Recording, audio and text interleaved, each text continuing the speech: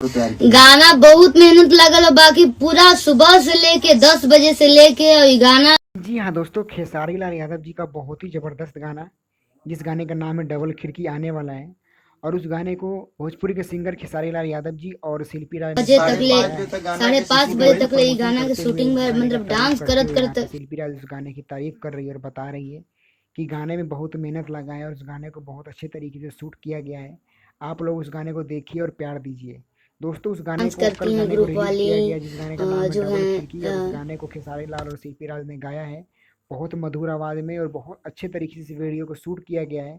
अगर आप सच्चे वाले फैन खेसारी लाल यादव जी का है तो इस वीडियो को लाइक करें, चैनल को के सब्सक्राइब हम करें, हर एक ताकि नेक्स्ट इंस्टा पे भी बर्थडे की वीडियो कमेंट आपके लिए करेंगे, लेकर आते रहें। फेसबुक बस पे आप भी। लोग इसी तरीके से चैनल को प्यार देते रहिए। Thank you.